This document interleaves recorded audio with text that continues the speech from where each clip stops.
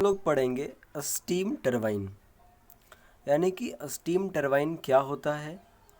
उसके बाद हम लोग जानेंगे कि स्टीम टरबाइन को अगर क्लासीफाई करें तो कितने तरह के स्टीम टरबाइन होते हैं। ठीक है, यानी कि उसको हम लोग कितने तरह से हम लोग देख सकते हैं, वो सब हम जानेंगे और सारे सब डिविजन्स के बारे में हम लोग चर्चा करेंगे। तो सबसे पहले हम लोग देखते हैं कि स्टीम टरबाइन होता क्या है। तो जैसा कि यहाँ डेफिनेशन लिखा हुआ है, a steam turbine is a prime mover. A steam turbine is a prime mover in which the potential energy of the steam is transformed into kinetic energy and later in its turn is transformed into the mechanical energy of rotation of the turbine shaft। अब मैं अगर इसे फिर से आपको अच्छे से बताऊं तो देखिए, जैसे अगर आप टरबाइन सिर्फ जानते होंगे तो पहले तो मैं टरबाइन पे थोड़ा सा बात कर लेता हूं कि देखिए टरबाइन क्या होता है। हम लोग पहले से भी जानते हैं कि पानी के द्वारा हम लोग इलेक्ट्रिसिटी जनरेट करते हैं, तो उसके बीच का क्या मैकेनिज़्म होता है, तो वो आता है टरबाइन का ही मैकेनिज़्म होता है कि हम लोग वाटर सप्लाई करते हैं। ठीक है, वाटर सप्लाई करते हैं एक हाई वेलोसिटी के लिए, तो उसके लिए हम लोग नोज़ल का उपयोग करते हैं, जिससे कि हमारा वाटर का वेलोसिटी हाई हो जाता है। और एक हम इस तरह के एक शेप का यूज़ करते हैं, जिसे हम लोग क्या करते हैं, रोटर कहते हैं। ठीक है, और इस पर हम लोग ब्लेड लगाते हैं और ब्लेड पे ही हम स्ट्राइक करवाते हैं नोज़ल के थ्रू वाटर को, स्टीम को। यहाँ पे हम लोग स्टीम को मेन रूप से देखेंगे। पर अगर आप सिर्फ टरबाइन के मैकेनिज़्म को समझें तो यही होता है कि हम लोग उसको फिर रोटेट कराते हैं और इसके बीच में एक साफ्ट लगा होता है। तो अगर ये रोटर रोटेट करेगा तो ऐसे ही ये साफ्ट भी रोटेट करेगा, और जब साफ्ट रोटेट करेगा तो उसके मदद से हम यहाँ पे एक गियर बॉक्स लगाते हैं। गियर बॉक्स के बाद हम लोग जनरेटर लगाते हैं, तो फिर जनरेटर का भी साफ्ट मूव करता है, फिर जनरेटर मैकेनिकल एनर्जी से हमारा इलेक्ट्रिकल एनर्जी में कन्वर्ट करता है। तो ये तो कुछ बात हो गया हमारा सिंपल से टरबाइन का। ठीक है, कि हमारा क्या करता है, तो ये रोटेशन देते हैं साफ्ट से, हम मैकेनिकल एनर्जी से हम इलेक्ट्रिकल एनर्जी में इस तरह से कन्वर्ट करते हैं। लेकिन अब अगर हम स्टीम टरबाइन को, इसके बाद अब अगर हम स्टीम टरबाइन को समझें तो देखिए, ये steam turbine is a device. मैं इसे डिवाइस कहता हूँ। ठीक है, पर प्राइम मूवर लिखा हुआ, यानी मूवर है तो इसलिए प्राइम मूवर इसको बोला गया है। पर मैं इसको बोलता हूँ a steam turbine is a device in which the potential energy of the steam, यानी स्टीम जो है उसका कुछ पोटेंशियल एनर्जी होगा। अगर कोई स्टीम ऐसे ही रखा हुआ है तो उसका कुछ ना कुछ पोटेंशियल एनर्जी होगा। तो क्या कहता है कि विच the potential energy of the steam is transformed into kinetic energy. अब देखिए, यानी कि अगर मेरे पास ऐसे ही कहीं पे स्टीम रखा हुआ है, ठीक है, तो यानी उसमें पोटेंशियल एनर्जी है। अब हम इसी स्टीम को बोलते हैं कि नोज़ल के थ्रू हम इसको बाहर निकालते हैं। ठीक है, तो इसका मतलब हम ट्रांसफॉर्म कर रहे हैं किसमें, काइनेटिक एनर्जी में। And later in its turn is transformed into the mechanical energy. और जैसे ही ये काइनेटिक एनर्जी में टर्न होता है तो उसके बाद क्या करते हैं, एक रोटर लगा के उस पर ब्लेड रहता है, और ब्लेड पे स्ट्राइक करा करके फिर हम इसको मूव करवाते हैं, जिससे कि ये मैकेनिकल एनर्जी में कन्वर्ट होता है। ठीक है, और mechanical energy of rotation of the turbine shaft. और ये हमारा क्या है, ये अगर टरबाइन है तो उसका ये साफ्ट क्या होगा, रोटेट करेगा। ठीक है, तो वही बोलता है transform into the mechanical energy of rotation of the turbine shaft. यही हमारा होता है स्टीम टरबाइन। अब आप इसको अच्छे से समझ चुके होंगे कि अगर हमारे पास कोई भी स्टीम है जो स्टैटिक कंडीशन में, यानी उसके पास पोटेंशियल एनर्जी है, उसके बाद जब वो ट्रांसफॉर्म होता है नोज़ल के थ्रू तो काइनेटिक एनर्जी में कन्वर्ट होता है। उसके बाद हम काइनेटिक एनर्जी से उसको मैकेनिकल एनर्जी में कन्वर्ट करते हैं। ठीक है, और फिर हम मैकेनिकल एनर्जी से उसको इलेक्ट्रिकल एनर्जी में कन्वर्ट कर लेते हैं। ठीक है, तो यही हमारा डिफिनेशन हुआ स्टीम टरबाइन का। हम आगे बहुत सारे वेरियस टाइप्स हैं। ठीक है, इसके बहुत सारे एनिमेशन के थ्रू हम अच्छे से इसको देखेंगे। तो अब हम आगे चलते हैं। देखिए, ये हमारा कुछ इस तरह का आपको दिख रहा होगा। यही मैकेनिज़्म पे हमारा जो स्टीम टरबाइन है वो वर्क करता है। देखिए, ये आपको कुछ यहाँ पे एक बॉयलर दिख रहा होगा। बॉयलर में क्या होता है कि हमारा कोई भी वाटर रहेगा उसको हम बॉयल करके यहाँ से वेपर के थ्रू हम स्टीम वहाँ से प्रोड्यूस करते हैं। ये हमारा कुछ बॉयलर का मैकेनिज़्म यहाँ पे रहता है, ठीक है। और अब आगे ये स्टीम हमारा आगे यहाँ निकल गया। अब ये जो आपको नोज़ल के तरह से ये एक ऐसा जो ये दिख रहा है फिगर, ये जो हमारा है ये हमारा है टरबाइन, ठीक है। यानी यहीं पे हमारा टरबाइन फिट रहता है, ठीक है।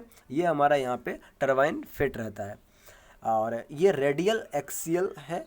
आप रेडियल एक्सियल के बारे में आप आगे जानेंगे वो क्या होता है। पहले आप बस इतना जानें कि स्टीम यहाँ से इस यहाँ पे आ रहा है, उसके बाद यहाँ पे हमारा एक रोटर लगा हुआ है। रोटर में इस तरह से ब्लेड है और ब्लेड पे स्ट्राइक करके यहाँ पे रोटर रोटेट करता है और फिर ये हमारा ये साफ्ट भी रोटेट करके साफ्ट के थ्रू हम जनरेटर के पास ले जाते हैं। फिर जनरेटर हमारा मैकेनिकल एनर्जी से इलेक्ट्रिकल एनर्जी में कन्वर्ट करता है। अब देखिए जैसे ही ये स्टीम गया, अब स्टीम का वर्क हो गया तो फिर ये स्टीम क्या होगा, यहाँ से ये नीचे आएगा, ठीक है। अब स्टीम मेरा ऐसे ही बेकार ना चला जाए उसके लिए हम क्या करते हैं, ठीक है। अब स्टीम को हम क्या करते हैं, ये स्टीम जब ऐसे निकलता है तो हम फिर इसको एक कंडेंसर लगाते हैं यहाँ पे, ठीक है। मैं कंडेंसर पे एक सेपरेट वीडियो बनाऊंगा। बस यहाँ पे आप इतना समझें कि स्टीम को कंडेंसेट करता है, ठीक है। और यहाँ पे कंडेंसेट करके फिर ये वाटर जो है ये कंडेंसर में जब कंडेंसेट हो जाता है तो फिर ये वाटर फिर से हमारा ये सैचुरेटेड कंडीशन में हो जाता है। फिर ये हमारा बॉयलर में आ जाता है, ठीक है। और फिर ये हमारा प्रोसेस इस तरह से हमारा प्रोसेस फिर से वर्क करने लगता है, ठीक है। इसी तरह से हमारा ये प्रोसेस चलता रहता है। तो ये तो हमारा बात हो गया स्टीम टरबाइन का। ये आप मैं उम्मीद करता हूँ कि आप इसे अच्छे से समझ चुके होंगे। अब हम आगे बढ़ते हैं। अब आगे है हमारा main parts of turbine. Turbine के क्या क्या मेन पार्ट्स हैं। तो देखिए टरबाइन मैंने पहले ही आपको बताया है कि इस तरह से ये रोटर होता है, उसमें ये बकेट साइड का ब्लेड लगा होता है। मैंने सिर्फ ये बताया था कि ब्लेड होता है। अब आप यहाँ से ये समझें कि ये जो साइज होता है इसका कैसा होता है, बकेट साइज का होता है, इस तरह से होता है। अगर आप अपने हाथ को थोड़ा सा कर्व करें तो उसी साइज़ का ये ब्लेड आपका लगा होता है। अब इसमें देखिए मैं ऐसे ही बताया था कि ये होता है आपका स्टेशनरी नोज़ल होता है और ये जो आपको ग्रीनिश कलर में दिख रहा है ये है आपका स्टीम। और स्टीम जो है वो यहाँ स्ट्राइक कर रहा है और स्ट्राइक जैसे ही स्ट्राइक करेगा तो फिर ये इस तरह से ऐसे मूव करने लगेगा। ये रोटेशन आपको दिख रहा होगा इस तरह से है, ठीक है। तो अब आप ये समझ चुके होंगे कि ये इसमें क्या क्या है। अब हम एक एक को पढ़ते हैं। सबसे पहला पार्ट है हमारा नोज़ल। तो इसमें लिखता है it guides the steam to flow in designed direction and velocity. यानी कि ये गाइड करता है अगर जिधर भी डिज़ाइन डायरेक्शन, अगर जिधर भी इसका डिज़ाइन डायरेक्शन है, अगर इधर डायरेक्शन है तो फिर इधर ये स्टीम को फ्लो करवाएगा और उसी तरह से इसका वेलोसिटी होगा। तो आप नोज़ल को समझ चुके होंगे। अगर आप ऐसे भी नोज़ल को जानते हो तो देखिए इसका साइज इधर बड़ा होता है और आगे इसका अगला पोर्शन जो होता है वो छोटा होता है। इसका कारण क्या है, इसका कारण ये है कि इधर से हमारा ज़्यादा से ज़्यादा स्टीम जाए और फिर ये और यहाँ से कम निकलेगा तो इसका प्रेशर क्या होगा, बढ़ जाएगा, ठीक है। तो इस तरह से हमारा ये नोज़ल होता है। अब देखिए क्योंकि देखिए प्रेशर बराबर क्या होता है, फोर्स पर यूनिट एरिया। मैं थोड़ा सा समझाने का कोशिश करता हूँ। प्रेशर बराबर होता है फोर्स पर यूनिट एरिया। अगर यहाँ पे जब एरिया ज़्यादा है हमारा तो फिर क्या होगा, ये हमारा फोर्स से जब हम डिवाइड करेंगे तो इधर का प्रेशर कम हो जाएगा।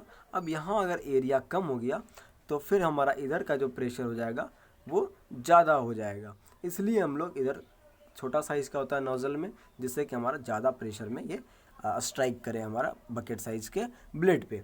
ये हमारा हो गया नोज़ल का बात। अब हम आगे बढ़ते हैं और देखते हैं कि इसमें रनर क्या होता है।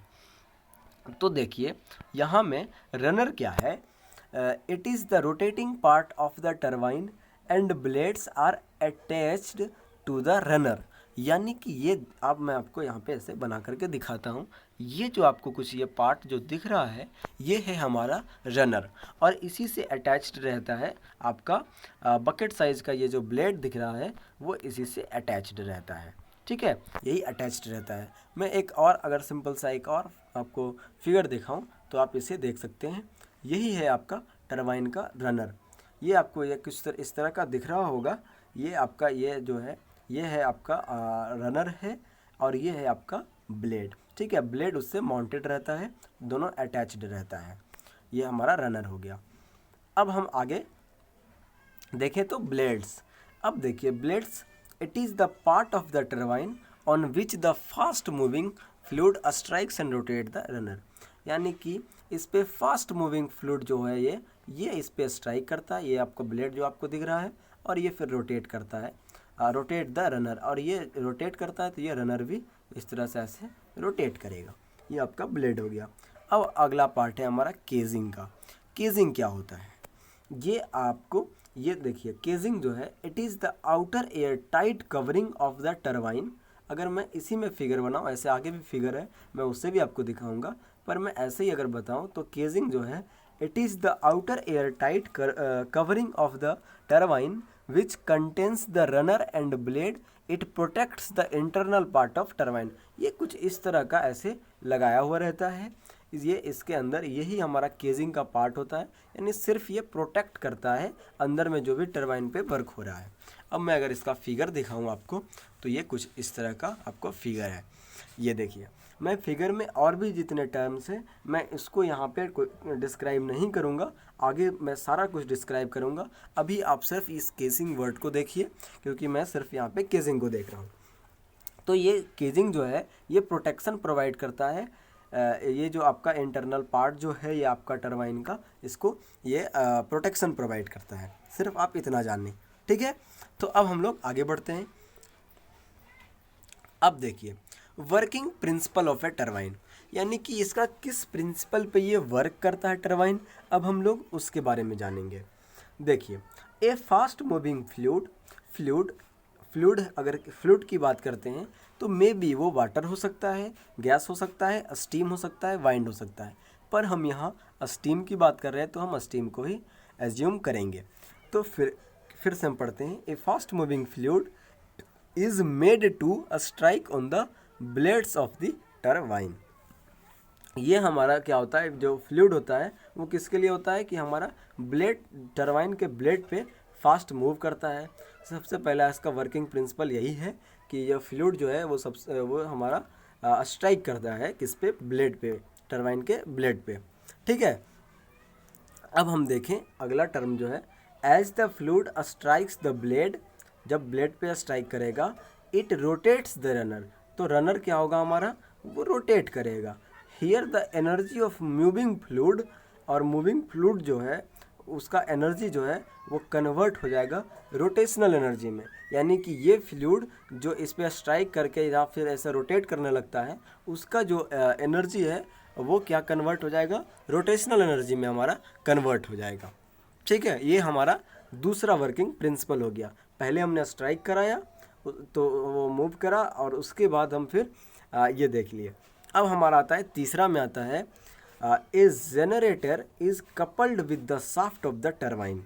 यानी कि एक अगर अब मैं ऐसे ये बताऊं, ये टरबाइन है और टरबाइन के बीच में ऐसा शाफ्ट लगा रहता है, तो ये अगर शाफ्ट जो है वो कपल्ड रहता है जनरेटर के शाफ्ट से। अगर ये कोई जनरेटर है और इसके शाफ्ट से ये क्या होता है, ये कपल्ड रहता है, ठीक है, मिला रहता है with the rotation of runner. यानी जब ये रोटेशन करेगा runner, the shaft of the generator also rotate, यानी जनरेटर का जो शाफ्ट है वो ऑल्सो रोटेट करेगा। The generator converse the mechanical energy, जो जनरेटर है the generator converse the mechanical energy of the runner into electrical energy. और ये रनर के जो ये मैकेनिकल एनर्जी जो ये कर रहा है प्रोड्यूस कर, यानी कि ये जो ऐसे मूव करके रोटेट करके ये मैकेनिकल एनर्जी जो प्रोड्यूस कर रहा है, फिर ये जनरेटर क्या करेगा, उसको कन्वर्ट कर देगा इलेक्ट्रिकल एनर्जी में। ठीक है, तो इसी वर्किंग प्रिंसिपल पे हमारा टरबाइन वर्क करता है। आई होप कि आपको वर्किंग प्रिंसिपल भी अच्छे से समझ में आ गया होगा। तो अब हम आगे बढ़ते हैं। अब देखिए, अब हम स्टीम टरबाइन को क्लासीफाई करेंगे कि कितने तरह का होता है। तो सबसे पहले अब हम इसको क्लासीफाई करते हैं। A turbine which extracts energy from the moving steam and converts it into electrical energy is called a steam turbine. Steam turbine के बारे में हम लोग पहले भी बात कर चुके हैं, ठीक है, और वही बात लिखा हुआ है यहाँ पे भी। अब हम इसको टाइप्स देखते हैं, क्या क्या टाइप्स हैं स्टीम टरबाइन के। अब हम इसको टाइप्स को, जितने टाइप्स हैं उन सभी को हम लोग अकॉर्डिंगली देखेंगे। अकॉर्डिंगली कहने का मतलब है कि हम उसको अकॉर्डिंग टू देखेंगे कि क्या मोड है स्टीम का, एक्शन का। फिर हम देखेंगे कि क्या है डायरेक्शन स्टीम फ्लो का। उन सभी को हम लोग देखते हुए हम इसको क्लासीफाई करेंगे। अब हम according to the mode of steam action, इस पे अगर हम क्लासीफाई करें तो दो तरह का होता है, इम्पल्स टरबाइन और रिएक्शन टरबाइन। अब देखते हैं कि इम्पल्स टरबाइन क्या होता है। If the steam